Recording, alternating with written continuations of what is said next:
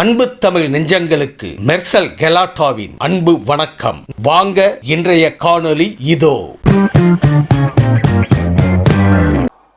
அண்ணன் ஆம்ஸ்டாங் படுகொலை சொன்ன உடனே ஏன் சேகர் பாபு அண்ணன் நின்று நிக்கிறாருன்னு எனக்கு தெரியல. அது அவருக்கு தான் தெரியும் நினைக்கிறேன். மாண்பு சமநிலையத்தின் அமைச்சர் சொல்லி முடிச்சிட்டோம். மாண்பு சமநிலை நீங்க இல்லை. ஆம்ஸ்ட்ராங் என்பவரும் நாங்களும் ஒரே பகுதியில் பிறந்து வளர்ந்தவர்கள். எங்கள் குடும்ப சுகதுக்க நிகழ்ச்சியில் அவர் பங்கேற்றிருக்கின்றார், அவர் குடும்ப சுகதுக்க நிகழ்ச்சியில் நாங்கள் பங்கேற்றிருக்கின்றோம். அவர் இறந்தவுடன் அவர் வீட்டுக்கு சென்று இரவெல்லாம் இருந்து அவருக்கு இறுதி மரியாதை செலுத்தினோம். அதன் பிறகு எங்கள் மாண்புமிகு தமிழக முதல்வர் அவர்கள் அவர் வீட்டிற்கு நேரடியாக சென்று அவர் மனைவியிடம் இந்த குற்றத்திற்கு, இந்த தவறுக்கு யார் காரணம் இருந்தாலும் உரிய நடவடிக்கை எடுப்பேன் என்று அவரிடம் உறுதியளித்தார். நானும் உடன் இருந்தேன். அவருடைய பிரேதம் வைப்பதற்காக பள்ளி மைதானத்தை கேட்டார்கள். பள்ளி மைதானத்தை வழங்கினோம். அவர் 16ஆம் நாள் காரியம் செய்வதற்காக அந்த பள்ளி மைதானத்தை கேட்டார், அதையும் வழங்கினோம்.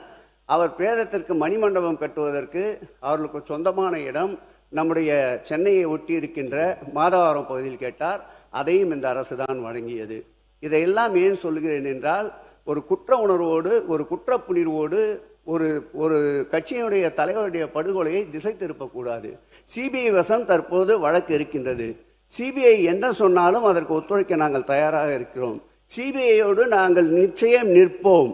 எங்களை பொறுத்தளவில் அரசியல் மாறுபாடுகள் கருத்தோடு கருத்துத்தான் மோதுவோமே தவிர இப்படி வன்முறைக்கு செல்லுகின்ற இயக்கம் நாங்கள் அல்ல என்பதை மாண்புமிகு பேரவையின் தலைவர் வாயிலாக மாண்புமிகு பொதுப்பணித்துறை அமைச்சர் தெரிவித்துக் கொள்கிறேன்.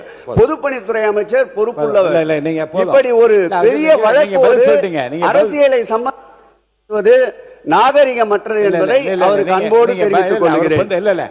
அவர் பொதுவான கருத்தை வெளியிட்டு உங்க பேரை சொன்னீங்க. இருங்க, அவர் பேச இருங்க, அவர் இருங்க.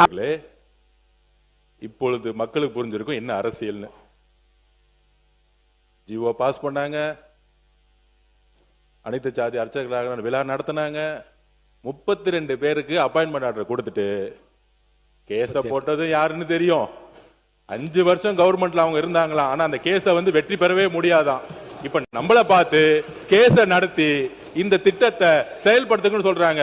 உறுதியாக நாங்கள் கேஸில் வெற்றி பெற்று இந்த திட்டத்தை பெரியார் வழியில் செயல்படுத்துவோம். அதை நாங்க பதிவு பண்றோம். இதில் உள்ள அரசியல் என்னன்னா,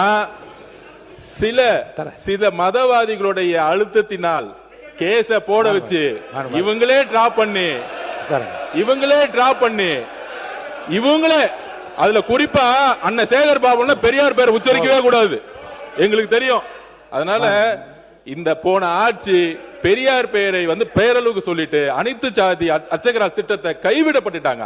5 வருஷம் சுப்ரீம் கோர்ட்ல ஜெயிக்கவே இல்லை இந்த கேஸ்ல. ஜஸ்ட் எல்லாமே பேப்பர்ல தான் இருக்கு. எந்த திட்டமா இருந்தாலும் பேப்பர்ல தான் இருக்கு. அப்படிங்கறத நான் பதிப்பிட்டேன். அதுக்கு ஒரு மக்களுக்கு முன்னுதாரணம் இந்த திட்டம் தான்.